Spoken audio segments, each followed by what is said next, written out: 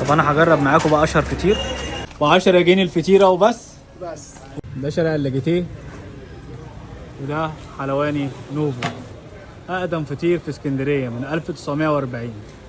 دي فطيره سندوتش، انا صدق بسطرمه جبنه مشكل لحوم ب 25 جنيه. 25 جنيه بس. تخيل. وايه في تاني؟ صدق وفي بسطرمه وفي جبنه وفي مشكل لحوم. ما شاء الله. الفطيره اللي بالسكر 10 جنيه. 10 جنيه وبس. ما شاء الله. الزبون عايز حاجه اعلى اوطى اي حاجه من دي تقدر تنفذها. انا طبعا لا، احنا هنا مش تمام. البراميه شارع اللاجيتيه اللاجيتيه من ناحيه شارع ابويا بعد جزيره الشعب على طول. اسعارنا بتبدا من 10 جنيه. بس. ب10 جنيه الفطيره وبس. طبعا وانا كنت لازم اجرب العظمه دي معاكم، وما جبتش ولا فطيره ولا 2 ولا 3، لا انا جبت كميه كبيره عشان اشوف هو الطعم واحد ولا مختلف.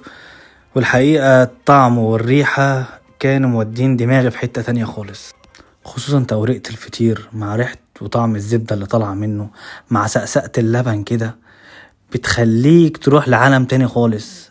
هو العيب الوحيد اللي فيه ان انت مهما تاكل منه مش هتشبع.